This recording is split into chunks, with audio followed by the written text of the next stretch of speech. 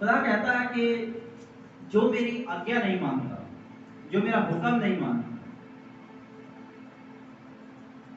एक बात को याद रखे कि अगर मैं प्यार करने वाला परमेश्वर हूं तो मैं जलन रखने वाला परमेश्वर भी हूं। क्या हूं? जलन रखने वाला परमेश्वर भी हूं। अगर तुम मेरी आज्ञाओं को नहीं मानते तो तुम श्रापित हो जाओगे। क्या हो जाएंगे हम? श्रापित। अगर हम परमेश्वर की आज्ञाओं को मानेंगे तो हम क्या हो जाएंगे? आशीषित हो जाएंगे। क्या हो जाएंगे? आशीषित हो जाएंगे। अगर हमने परमेश्वर की आज्ञाओं को नहीं माना, परमेश्वर को जानने के बावजूद भी हमने परमेश्वर की आज्ञाओं को नहीं माना, उसके कलाम पर नहीं चले, तो हम श्रापित हो जाएंगे। और फिर वो श्राप जो है ना, वो श्राप हमारी चौथी पीढ़ी तक चलेगा। कहां तक चलेगा? हमारी वजह से जो श्राप हमारे जीवन में आया, उस श्राप से हमारी चौथी पुश्त तक प्रभावित होगी। कहा क्या लिखा परमेश्वर के वचन में? क्योंकि मैं तेरा परमेश्वर यहोवा जलन रखने वाला परमेश्वर हूं, और जो मुझसे बैर रखते हैं उनके बेटों, पोतों और परपोतों को भी पितरों का यानी पूर्वजों का दंड परपोतों तक जाता है। पहला तो मैंने पाप किया, मुझे दंड मिला, मैं पहली पीढ़ी, मेरा बेटा दूसरी पीढ़ी, मेरे पोते तीसरी पीढ़ी, मेरे परपोते चौथी पीढ़ी। और ये श्राप जो है 4 पीढ़ियों तक जो है प्रभावित करता है। और उस श्राप से प्रभावित होकर के हमारी जो अगली पीढ़ी होती है वो भी आगे पाप करती है, वो भी आगे परमेश्वर की आज्ञा को काटती है, और आगे वो भी जो है अपनी आने वाली 4 पीढ़ियों के लिए श्राप को नियुक्त कर देती है। इसलिए ये श्राप कभी खत्म नहीं होता, ये लगातार वंश दर वंश चलता ही रहता है, चलता ही रहता है, चलता ही रहता है। श्राप, हम श्रापित हो जाते हैं, हमारे जीवन में श्राप।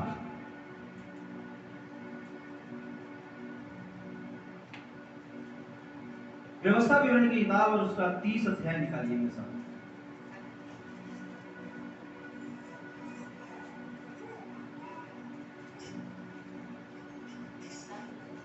व्यवस्था विवरण की किताब उसका 30 अध्याय और उसकी 19वीं आयत के अंदर क्या लिखा है?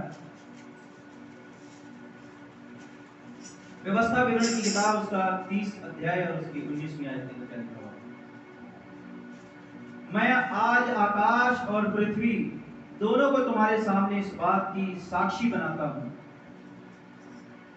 कि मैंने जीवन और मरण, आशीष और श्राप को तुम्हारे आगे रखा है। क्या रखा है? जीवन और मृत्यु को परमेश्वर क्या कह रहा है लोगों से? कि मैं आज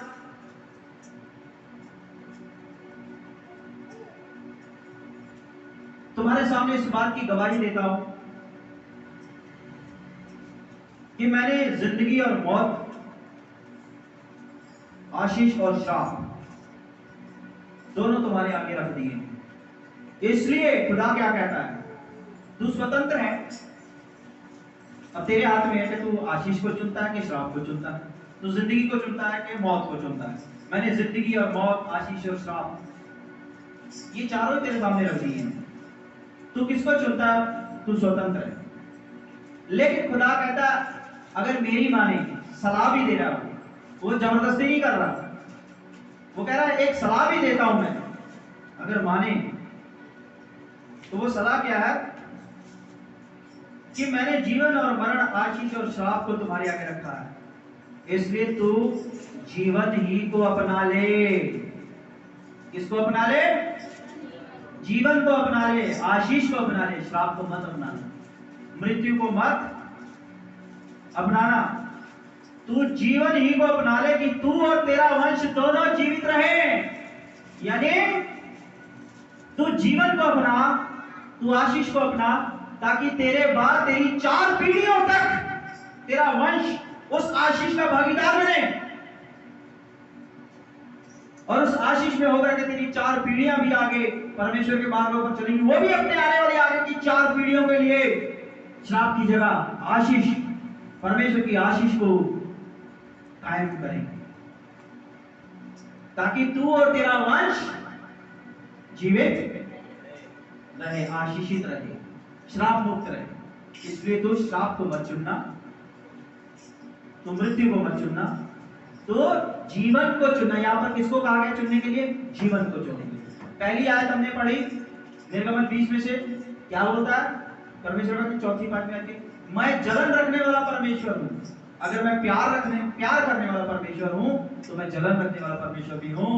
मैं तुमसे कहता हूं कि जो मेरी आज्ञाओं को नहीं मानते, वो मुझसे बैर रखने वाले लोग, और जो मुझसे बैर रखता है वो श्रापित है, और उस श्राप का दंड, उस श्राप का प्रभाव उसके बेटों, पोतों और परपोतों तक जाता है। और फिर परमेश्वर कहता है कि मैंने तेरे सामने श्राप और आशीष, जिंदगी और मौत सब कुछ रख दिया है, लेकिन मैं तुझे सलाह देता हूं कि तू जिंदगी को चुनना, तू जीवन को चुनना, ताकि तू और तेरा वंश जीवित रहे, आशीषित रहे, यानी तेरी आने वाली 4 पुश्तें भी आशीषित रहे, तेरी नस्ल आशीषित रहे। अगर हम चाहते हैं कि हमारी नस्ल आशीषित रहे, तो आज हमें परमेश्वर के वचन पर चलना होगा। अगर हम देखते हैं कि भैया हमारे जीवन के अंदर मुश्किलें, परेशानियां हैं, कई बार हम सोचते हैं कि यार हम तो बड़े नेक बंदे हैं, अच्छे हैं, सब कुछ है, फिर भी हमारे जीवन के अंदर जो है मुसीबत रहती है। हमने ये सोचा नहीं कि हमारे पूर्वजों ने जो कुछ किया, उनके श्राप का प्रभाव भी हमारे जीवन में आता है। भले हम अच्छे हैं, लेकिन अपने पूर्वजों के श्राप का दंड हम जो है हमें भोगना पड़ता है। तो ये परमेश्वर का वचन हमें कहता है। इसमें परमेश्वर कहता है तो जीवन ही को चुनना। अब मेरे साथ आइए नए नियम के अंदर यूहन्ना रचित सुसमाचार,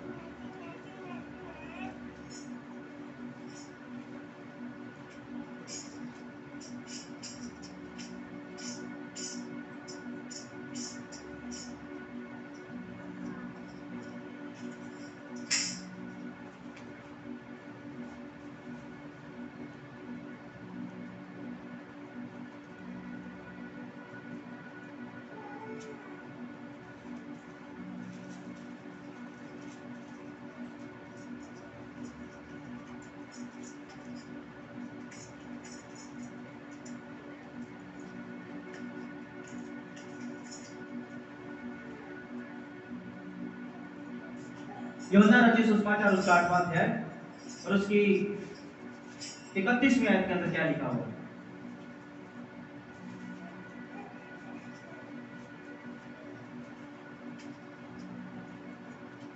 इस आयत को नोट कर लो, इस आयत को नोट करो, यूहन्ना 8 अध्याय और उसकी 31वीं आयत। और उस नोट करने के बाद आप पहले 14वें अध्याय पे आ जाओ, यूहन्ना के 14वें अध्याय के साथ।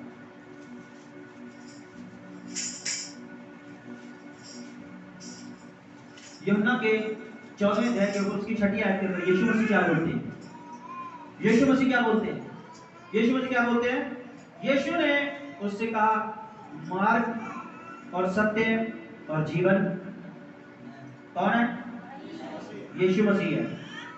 यीशु मसीह कहते हैं मार्ग, सत्य और जीवन मैं ही हूं, मैं ही हूं। और पुराने अहदनामे में हमने क्या पढ़ा? खुदा से जो जलन रखते हैं, जो उसकी आज्ञाओं को नहीं मानते, वो श्रापित रहते हैं, उनके 4 पीढ़ियों तक श्राप जाता है।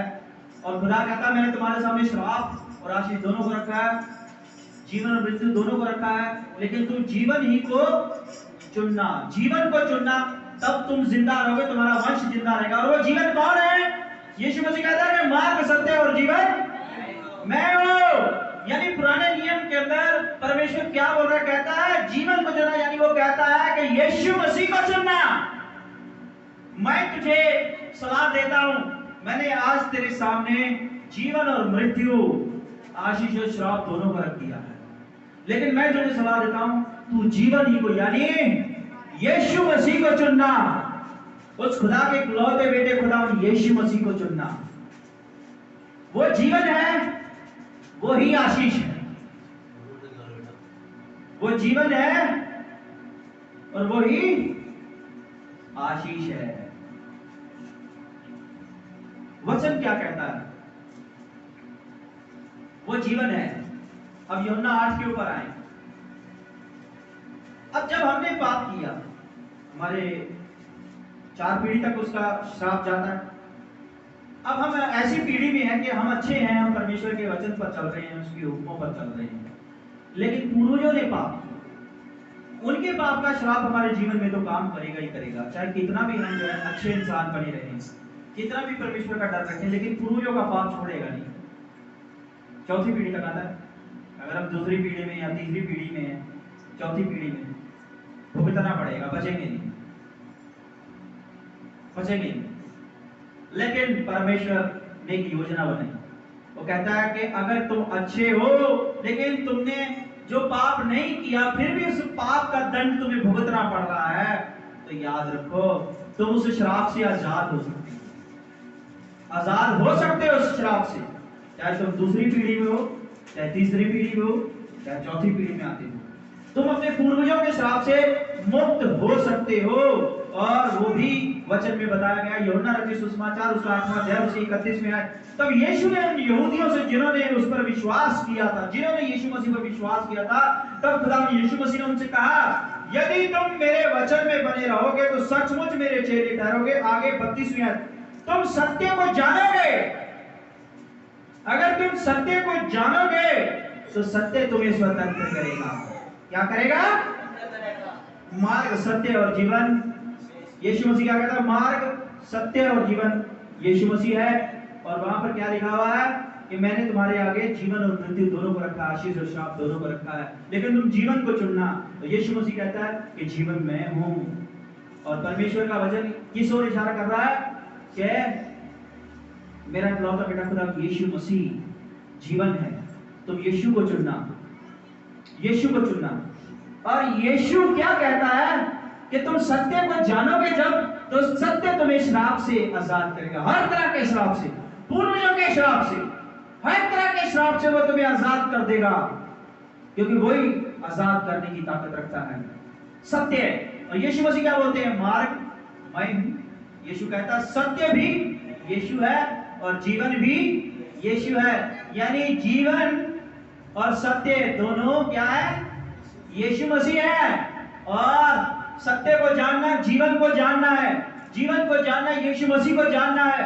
यीशु को जानोगे तो यीशु तुम्हें स्वतंत्र कर देगा पूर्वजों के पाप से। पूर्वजों के जो श्राप आ रहा है पीढ़ी दर पीढ़ी, उस श्राप से हम मुक्त हो जाएंगे जब हम यीशु मसीह को जानेंगे। और यीशु मसीह को जानने का मतलब क्या है? जिन्होंने उस पर विश्वास किया, यीशु मसीह क्या बोलते हैं? कहते हैं यदि तुम मेरे वचन में बने रहोगे तो मेरे चेले कहलाओगे, तो मुझे जानने वाले बनोगे। यदि तुम यीशु के वचन में बने रहोगे, यदि हम खुदावंद यीशु मसीह के वचन के ऊपर चलेंगे, तब जाकर के हम यीशु को जानने वाले बनेंगे, तब जाकर के हम यीशु को पहचानने वाले बनेंगे। और फिर यीशु हमें उस श्राप से आजाद करेगा। यीशु हमें, वो सत्य है, वो यीशु, वो जीवन है जो हमें आजाद करेगा। और फिर जब वो आजाद कर देगा तो वो क्या कहता है? अब तुम पाप मत करना, अब तुम ऐसा जीवन मत जीना जैसे तुम्हारे पूर्वजों ने जिया,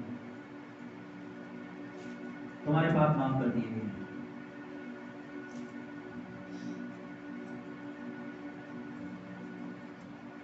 एक और हिस्सा निकालिए, हिस्केल की किताब।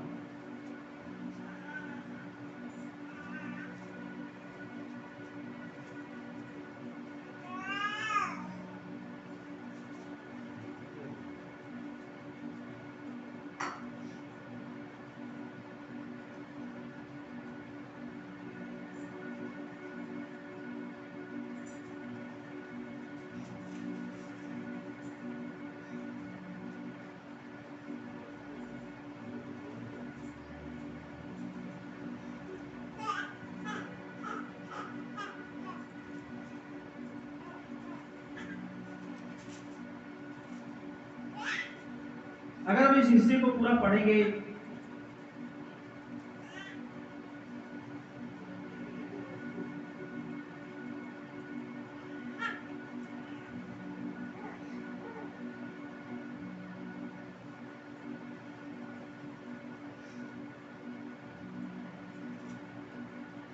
परमेश्वर क्या कहता है कि अब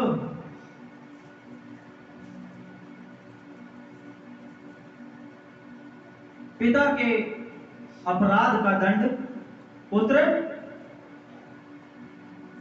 नहीं भुगतेगा और पुत्र के अपराध का दंड पिता को नहीं मिलेगा। जो पाप करेगा वही दंड को भोगेगा। यानी ये परमेश्वर का वचन क्या बोलता है?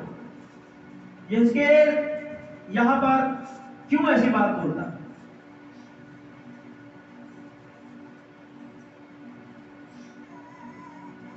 18 अध्याय के अंदर बड़ी खूबसूरती से परमेश्वर बयान कर रहा है। 19वीं आयत को मैं पढ़ता हूं, यहेजकेल की किताब 18 अध्याय उसकी 19वीं आयत। तो भी तुम लोग कहते हो क्यों? क्या पुत्र पिता के अधर्म का भार नहीं उठाता? जब पुत्र ने न्याय और धर्म के काम किए हो और मेरी सब विधियों का पालन कर उन पर चला हो तो वो जीवित ही रहेगा। जो प्राणी, इस आयत को गौर से सुनो, 20वीं आयत, यहेजकेल की किताब 18 अध्याय उसकी 20 में, जो प्राणी पाप करे वो ही मरेगा। ना तो पुत्र पिता के अधर्म का भार उठाएगा और ना पिता पुत्र का। धर्मी को अपने ही धर्म का फल और दुष्ट को अपनी ही दुष्टता का फल अब मिलेगा। यानी ये बात बोल दी गई है मसीह के बारे में यहेजकेल की किताब के अंदर। ये व्यवस्था विवरण के अंदर भी जो हमने पढ़ा अभी 30 अध्याय के अंदर पढ़ा ना हमने, खुदा मसीह की ओर इशारा कर रहा है कि तू जीवन को चुनना, तू मसीह को चुनना, यीशु नासरी को चुनना जो आने वाला है, तब तुम और तुम्हारा वंश जिंदा रहेगा और श्राप से मुक्त हो जाओगे। और जब श्राप से तुम मुक्त होगे, सत्य को पहचानने की वजह से सत्य तुम्हें स्वतंत्र करेगा, तब याद रखना मसीह में आने के बाद एक परमेश्वर का ऐसा अनुग्रह हमारे जीवन में आता है कि खुदा ने जो पीढ़ी दर पीढ़ी वाला काम जो रखा हुआ था कि चौथी पीढ़ी तक कोई श्राप जाएगा अगर हम पाप करते हैं, मसीह ने आकर के हमें उस श्राप से ऐसा स्वतंत्र किया कि उसने कहा कि अब जो कोई पाप करेगा वो ही उसका दंड भुगतेगा, उसका बेटा नहीं। क्योंकि पुराने समय में मसीह के आने से पहले बहुत बच्चों ने पूर्वजों के पाप का भार उठा लिया, बहुत उठा लिया। वचन क्या कहता है? अगर पिता ने बुरा किया है और पुत्र मेरी आज्ञाओं पर चलता है, मेरे वचनों पर चलता है, तो वो क्यों मरेगा?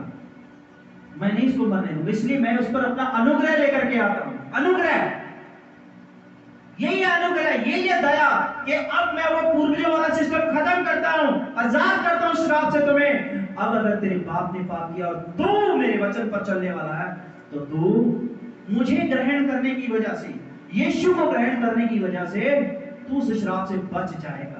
तेरे को उस श्राप का फल नहीं मिलेगा, तेरे को तेरे किए गए धर्म का फल मिलेगा, तेरे अच्छे कामों का फल मिलेगा, यीशु नासरी देगा। लेकिन अगर तू यीशु को जानेगा, यीशु को अपने जीवन में अपना मुक्तिदाता ग्रहण करेगा, तब ये काम होगा। आज दुनिया की भीड़ है, आज दुनिया के लोग मालूम है पैसा भी कमा रहे, सब कुछ कर रहे, लेकिन उनके जीवन में कहीं ना कहीं अटकलें हैं, रुकावटें हैं, मुसीबतें हैं, परेशानियां हैं। क्यों है? क्योंकि उनके ऊपर वही श्राप आ रहा है पुराने नियम का, पीढ़ी दर पीढ़ी, पीढ़ी दर पीढ़ी। लेकिन ये श्राप उन लोगों के ऊपर से हट जाता है जो उस परमेश्वर के इकलौते पुत्र खुदा यीशु मसीह को अपना मुक्तिदाता ग्रहण करते हैं, उस पर विश्वास कर लेते हैं। उनके ऊपर से ये श्राप हट जाता है, फिर वो अच्छा काम करेंगे तो उन्हें उसका फल मिलेगा, लेकिन उनके पूर्वजों ने जो भी बुरा किया उसका फल उनके जीवन में नहीं आएगा। यीशु पे विश्वास करने की वजह से, यीशु मसीह के ऊपर विश्वास करेंगे। यहां पर यही बात बताई जा रही है कि अब खुदा चीजों को बदलेगा अपने पुत्र के द्वारा, यीशु मसीह के द्वारा चीजों को बदलेगा। कहता है कि अब मैं पुरानी वाचा नहीं, अब मैं तुम्हारे साथ एक नई वाचा बांधता हूं। पुरानी वाचा को वो खत्म कर दिया कि पूर्वजों का श्राप 4 पीढ़ी तक उनकी औलाद उनका वंश भुगते। मैं इस वाचा को बदल देता हूं, मैं नई वाचा बांधता हूं, नई वाचा, अनुग्रह और दया की वाचा अपने पुत्र यीशु के द्वारा बांधता हूं कि अब उस पर विश्वास करने वाला जब नेकी करेगा तो उसको उसकी नेकी का फल मिलेगा, लेकिन उसके पूर्वजों के पाप का जो है दंड उसके ऊपर नहीं आएगा, उसे याद नहीं किया जाएगा। ठीक है, लेकिन अगर वो बुराई करेगा उस श्राप से मुक्त होने के बावजूद तो उसका दंड उसी को मिलेगा, उसकी आने वाली नस्ल को नहीं मिलेगी। ये है अनुग्रह। ये मौका दे दिया आने वाली नस्ल को कि देख, तेरे पूर्वज ने मुझ में होकर के भी पाप किया, लेकिन फिर भी उसका फल उसी को दिया मैंने। मैं तुझे नहीं दे रहा हूं, इसलिए नहीं दे रहा हूं, मैं तुझे एक मौका दे रहा हूं कि तू मुझ पर विश्वास करके तू मेरे वचनों पर चल, तो जिंदा रहेगा। अगर तू भी ऐसा करेगा तो सिर्फ तू ही मरेगा, आगे तेरी औलाद नहीं मरेगी, उसको मौका मिलेगा, फिर उसको मौका मिलेगा, उसको बताया जाएगा। अगर वो चलेगा तो बच जाएगा, अगर वो भी नहीं चलेगा तो फिर वो ही मरेगा, आगे उसकी औलाद को मौका मिलेगा। ये है अनुग्रह। पहले मौका नहीं था, हमने कर दिया, अब हमारे बच्चे भुगतो, हमारे पोते भुगतो, हमारे परपोते भुगतो, लेकिन अब परमेश्वर की दया आ गई। पिता के अधर्म का भार पुत्र नहीं उठाएगा। ठीक है जी, ये परमेश्वर का अनुग्रह है, खुदा यीशु मसीह की वजह से है। आज लोगों के जीवन के अंदर पैसा कमाते हैं, सब कुछ करते हैं, उसके बावजूद भी उनके जीवन के अंदर परेशानी रहती है, टेंशन रहती है। मालूम है, उनके जीवन में कुछ ना कुछ चलता रहता है। क्या है ये वही श्राप है, पूर्वजों का पीढ़ी दर पीढ़ी जो चलता है श्राप उनके जीवन में। क्योंकि वो तरक्की उन्नति हासिल कर लेते, सब कुछ हासिल करने के बावजूद भी उनके जीवन के अंदर वो श्राप रहता है, उसका प्रभाव रहता है। वो उन्हें चैन से जो है उस संपत्ति का आनंद नहीं लेने देता, उन सुख सुविधाओं का जो उसने पूरी जिंदगी में मेहनत करके कमाई है उनका आनंद नहीं लेने देता। वो श्राप फंसा के रखता है। उन दुनिया के लोगों को कोई बताने वाला नहीं है कि तुम्हारे जीवन में श्राप है, उन्हें बताने वाला नहीं कोई कि तुम इन सब चीजों का आनंद ले सकोगे, आगे तुम्हारा वंश भी मुक्त होगा। लेकिन उसके लिए तुम्हें परमेश्वर के पुत्र प्रभु यीशु मसीह पर विश्वास करना होगा। विश्वास कर, तू और तेरा पूरा घराना उद्धार पाएगा। अब इसमें भी एक मिस्ट्री है, इसमें भी एक भेद है। विश्वास कर, तू और तेरा घराना क्या करेगा? उद्धार पाएगा। इसमें भी भेद है। यहां तो बता दिया कि तेरा वंश श्राप से मुक्त हो जाएगा यीशु मसीह पर विश्वास करने के। अब परमेश्वर का अनुग्रह देखो कैसा है। मेरे पूर्वजों ने सत्य को नहीं जाना, जीवन को नहीं जाना, वो जानते ही नहीं थे, मर गए ऐसे ही। तो जो सत्य को नहीं जानेगा वो मरेगा, वो परमेश्वर के राज्य में प्रवेश नहीं करेगा। यीशु मसीह क्या कहते हैं? मार्ग, सत्य और जीवन मैं ही हूं, बिना मेरे कोई परमेश्वर तक नहीं पहुंच सकता। तो तुम सत्य को जानोगे तो सत्य तुम्हें श्राप से, पूर्वजों के श्राप से स्वतंत्र करेगा और तुम्हारा वंश जीवित रहेगा, तुम जीवित रहोगे, यानी तुम्हारा वंश भी जो आगे वो मुक्त हो जाएगा। लेकिन पूर्वजों का क्या? सोचो, वंश तो बच गया, मैं भी बच गया यीशु पर, मैंने यीशु पर विश्वास किया, इसलिए मेरे आने वाली 4 पीढ़ियों का भी मैंने उद्धार करवा दिया, वो भी बच गई उस श्राप से। लेकिन पूर्वजों का क्या? मैं अपने पूर्वजों से भी प्रेम करता हूं, मैं प्रभु के राज्य में जाऊंगा, मैं जीवित रहूंगा, मेरा वंश जीवित रहेगा, मेरे पूर्वज मरे रह जाएंगे। ये क्या न्याय हुआ परमेश्वर का? अनुग्रह क्यों कहते हैं इसको?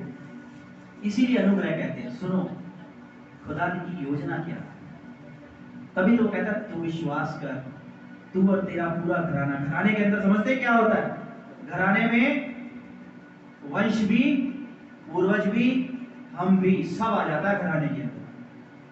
जब घराने की बात होती है तो क्या पूर्वज अलग हो गए घराने से? है? घराने के अंदर मैं हूं और मेरा वंश, और वो पूर्वज वो नहीं है, सब आ गए ना। तो विश्वास करेगा ना तो तू और तेरा पूरा घराना उद्धार पाएगा, श्राप से मुक्त होगा। अगर मैंने विश्वास कर लिया, अगर एक अन्य जाति विश्वास कर लेता परमेश्वर के पुत्र पर, वो श्राप से मुक्त करवा देता अपने आप को, पूर्वजों को, और उसकी आने वाली नस्लों को भी मुक्त करवा देता है। उन पर भी उसका असर नहीं होगा पूर्वजों के श्राप का। और उसके विश्वास करने की वजह से जो उसके पूर्वज कब्रों में सोए पड़े हुए ना, वो भी मुक्त हो जाते। कैसे मुक्त होंगे? उन्होंने तो सत्य को जाना ही नहीं। वचन कहता सत्य को जानोगे तो सत्य तुम्हें स्वतंत्र करेगा। अब मैं तुम्हें बताता हूं, एक धनवान और लाजर की कहानी सुनी है। लाजर हर रोज आता था धनवान के दरवाजे पे, और धनवान दावतें करता था अपने भाइयों के साथ, और जूठी हड्डियां जो है लाजर को फेंक दी जाती थी। लाजर जूठी हड्डियां चूसता था, अपनी आत्मा को ठंडा करता था। भूख लगती थी और वो मजाक उड़ाते थे उसको जूठी हड्डियां देते थे, उसको खाना नहीं देते थे। एक दिन धनवान अपने भाइयों के साथ भोजन कर रहा है, कहता है यार वो भिखारी, वो जख्मी बीमार लाजर नहीं आया आज जूठन चाटने के लिए। 2 दिन हो गए, 3 दिन हो गए। फिर उन्होंने कहा भाई इसका क्या बना? तो पता चला लाजर मर गया। ओ तभी नहीं आता आजकल लोग। इतने में जो है वो 5-7 भाई थे, उनमें सबसे बड़ा जो धनवान था, उनका सबसे बड़ा भाई, वो भी दुनिया से चल दिया, खत्म। अब जब वो खत्म हो गया, जब तक वो जिंदा था वो सत्य को नहीं जानता, खुदा यीशु मसीह को नहीं जानता था। लाजर जानता था, वो बीमार था, गरीब था, लाचार था, लेकिन वो सत्य को जानने वाला व्यक्ति था। झूठी हड्डियां खा करके भी उसको आशीष देता था, क्योंकि वो सत्य को जानता था। उसे उम्मीद थी एक दिन सत्य मुझे स्वतंत्र करेगा, मैं उसके राज्य में प्रवेश करूंगा, मैं सत्य के द्वारा परमेश्वर के राज्य में जाऊंगा। ये पृथ्वी का दुख थोड़े दिनों का ही है। लाजर जानता था सत्य को, धनवान नहीं जानता था सत्य को। अब धनवान जानता नहीं तो धनवान स्वतंत्र कैसे हो सकता है? तो मर जाएगा। लेकिन जिस दिन धनवान मर गया, मरने के बाद उसने सत्य को जाना। जितने अन्य जाति जब तक जिंदा है तब तक सत्य को नहीं जानती। जब वो मर जाते तब सत्य के साथ एक बार मुलाकात होती है उनकी रूह सत्य के सामने पेश की जाती है, खुदा यीशु मसीह के सामने। तब वो चिल्लाते हैं हाय हाय है हम पर, हमने जीते जी तेरा वचन क्यों नहीं सुना, उस पर विश्वास क्यों नहीं किया। हम तो सोचे यीशु कोई बस एक नाम का पैगंबर है जिसकी कथा सुनाते रहते हैं ये पागल लोग। हमें नहीं पता था कि तू ही खुदा है। आज हम मरने के बाद, शरीर छोड़ने के बाद हमारी रूहों को जब तेरी कचहरी में खड़ा किया जा रहा है, तो आज हमें पता चल रहा है। आज हम तुझे निहार रहे, देख रहे हैं कि तू न्याय के सिंहासन पर बैठा हुआ है। आज हमें पता चल गया सत्य कौन है। तो एक अन्य जाति, हमारे पूर्वज जिन्होंने सत्य को नहीं जाना, मरने के बाद उन्होंने सत्य को जाना, क्योंकि मरने के बाद सत्य की कचहरी में उनको ले जाया जाता है स्वर्गदूतों के द्वारा,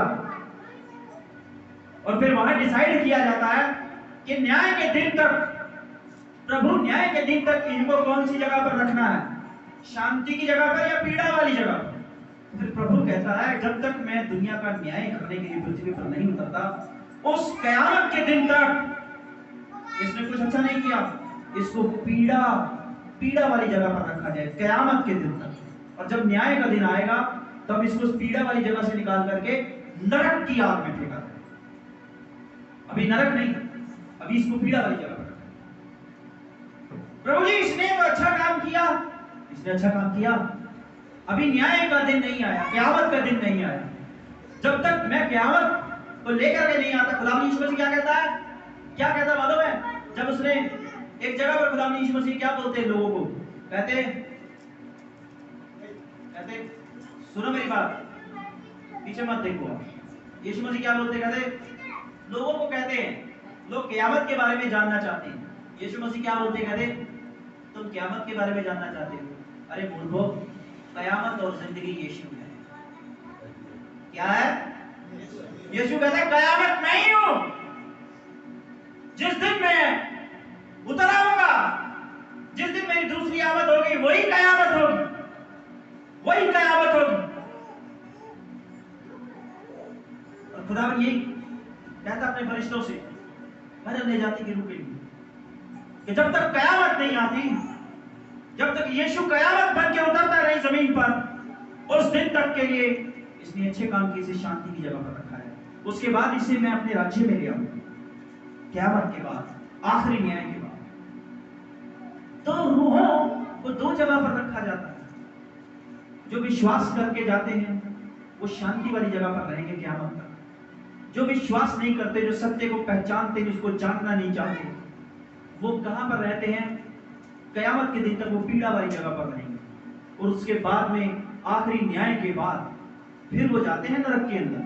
अभी नरक में जाने वाला काम नहीं है, ठीक है, दो में से एक जगह पर। अब धनवान मर गए भाई साहब, बड़े भैया चले गए, है कि नहीं? जब पहुंचे तो बड़ी पीड़ा वाली जगह पर स्वर्गदूत ने पहुंचा दिया। इतनी पीड़ा पड़ी है ना बाइबल, यही लिखा हुआ है वचन के अंदर, इतनी पीड़ा। और उस पीड़ा के अंदर दूर कहीं उन्होंने लाजर को भी देखा।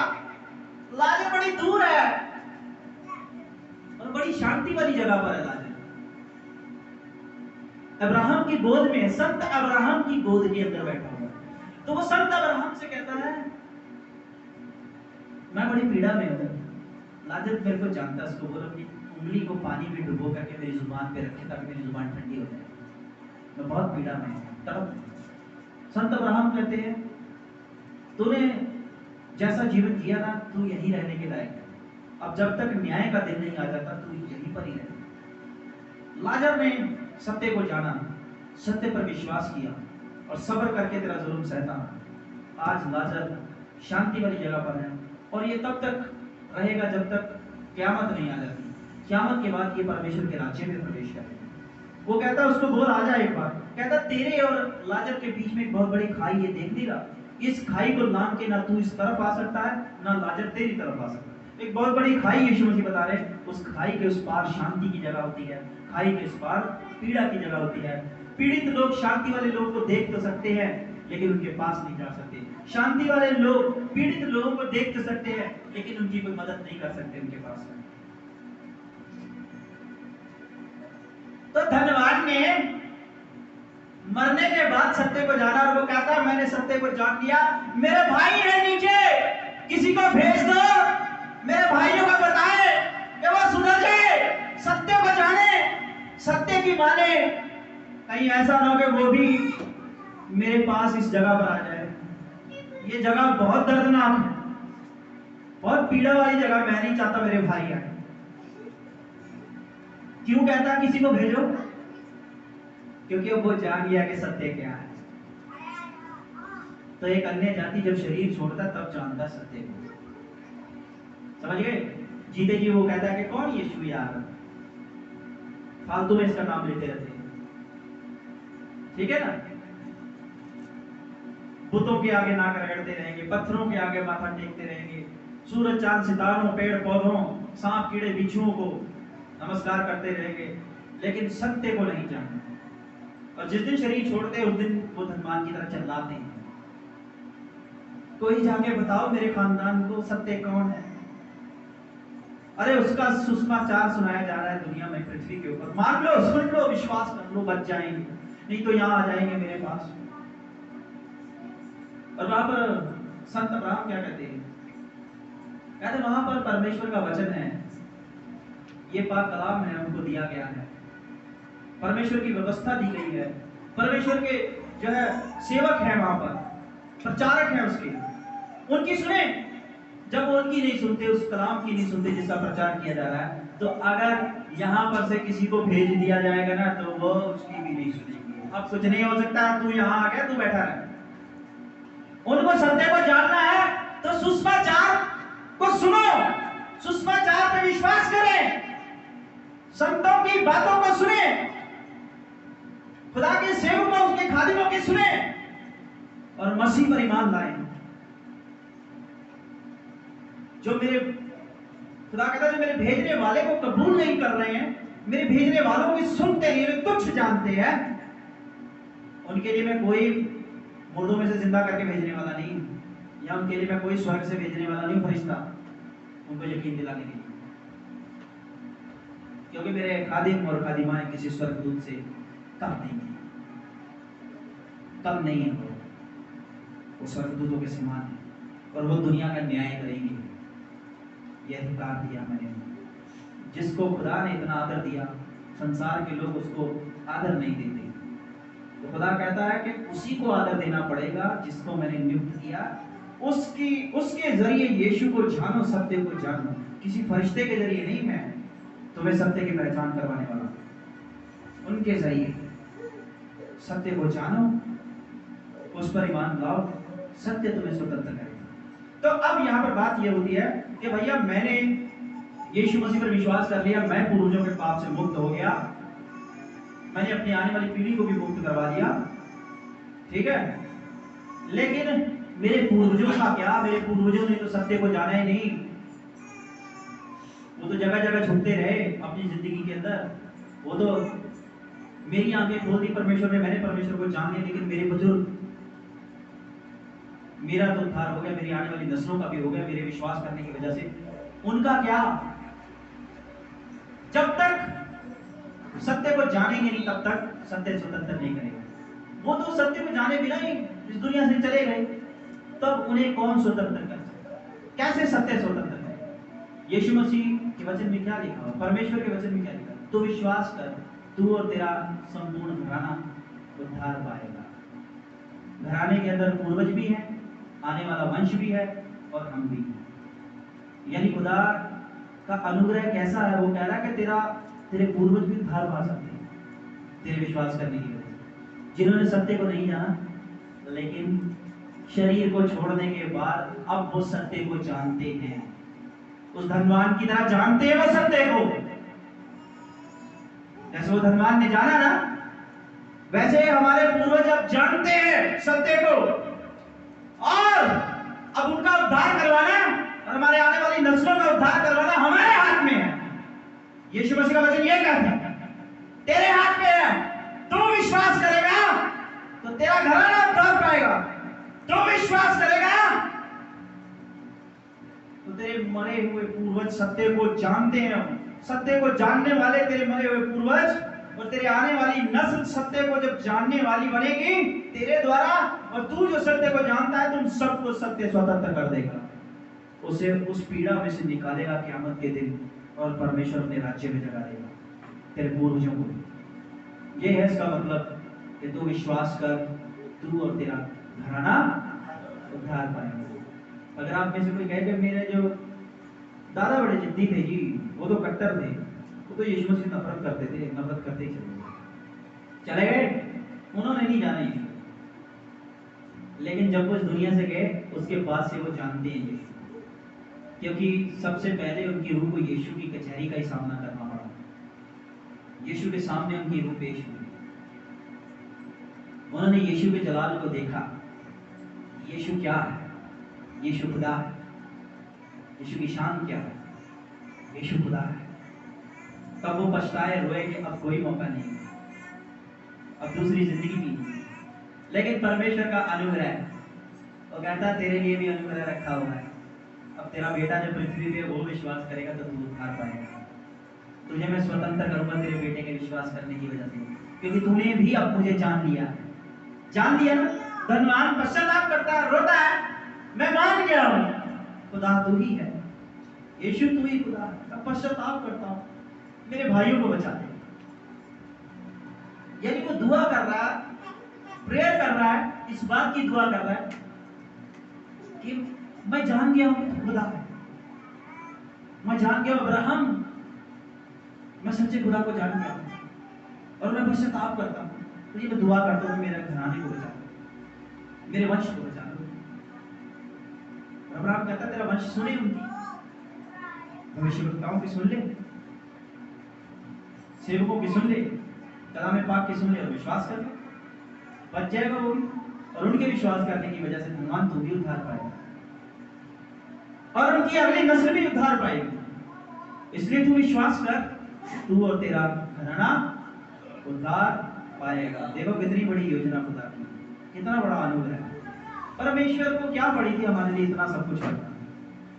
कितनी बड़ी योजना उसने हमारे लिए तैयार की है कि हम श्राप से बचें, हम मृत्यु से बचेंगे और हम जीवन में प्रवेश करेंगे।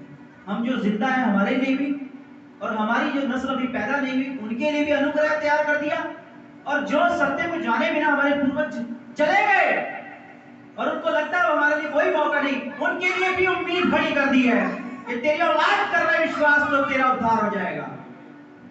तेरी औलाद कर रहे विश्वास। और ये बात बताने वाले चाहिए आज हर एक अन्य जाति को, हर एक व्यक्ति को, ताकि हर एक जन को पता चल जाए कि मैं कैसे श्राप से बच सकता हूं, अपनी औलादों को बचा सकता हूं, अपने पूर्वजों को कैसे बचा सकता हूं। हमारे हाथ में है, हम जो जिंदा है। शायद आपको किसी ने नहीं बताया होगा, इसलिए सत्य को जानो, और सत्य को जानने का मतलब समझते हैं उसके वचन पर चलना, उसकी आज्ञाओं पर चलना, उसके कलाम पर चलना। ये नहीं मुंह देखा न्याय, दुनिया को देख करके चलना, उसके वचन के ऊपर चलना।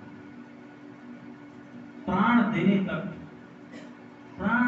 तक जो है ईमानदार, प्राण देने तक ईमानदार रहो, प्राण देने तक ईमानदार। ये है परमेश्वर, यही चाहता परमेश्वर। और ये हिजकिय्याह की किताब के अंदर आगे क्या लिखा हुआ है 18वें अध्याय में, कहता क्या परमेश्वर खुश होता है एक पापी को दंड दे करके, एक पापी को मार के? क्या परमेश्वर प्रसन्न होता है? परमेश्वर कभी प्रसन्न नहीं होता एक पापी को मार के। पढ़ लो ये हिजकिय्याह की किताब, उसका 18 अध्याय, इसी को आगे पढ़ते जाओ। यही बोल रहा है परमेश्वर। क्या परमेश्वर खुश होता है, प्रसन्न होता है पापी को मार के? नहीं, वो प्रसन्न नहीं होता, वो दुखी होता है। वो एक पापी को आखिरी हद तक बचाना चाहता है। वो शरीर को छोड़कर चला गया तब भी वो उसको बचाने की कोशिश करता है। लेकिन जिस दिन क़यामत आ गई फिर कुछ नहीं, क़यामत आ गई फिर कुछ नहीं। वो कहता तू खुद नहीं बच सका, लेकिन अब तूने मुझको जान लिया, मैं तुझे स्वतंत्र कर सकता हूं। तेरी स्वतंत्रता अब तेरे औलाद के हाथ में है, वो कर ले यकीन। वो भी स्वतंत्र, उसको भी कर दूंगा स्वतंत्र, उसकी आने वाली नस्ल को भी कर दूंगा, तेरे को भी स्वतंत्र। क़यामत तक तू दुख तो सहेगा, लेकिन क़यामत आने पर तू दुख में से निकल करके नरक में नहीं, फिर तू मेरी बादशाहत में आएगा, हमेशा के सुख में आ सकेगा। ये है जी सच्चाई। परमेश्वर हम सबको बड़ी आशीष बड़ी बरकत दे। आइए आखिर में एक और गीत गाएंगे। इससे पहले कि एक और गीत हम गाएं,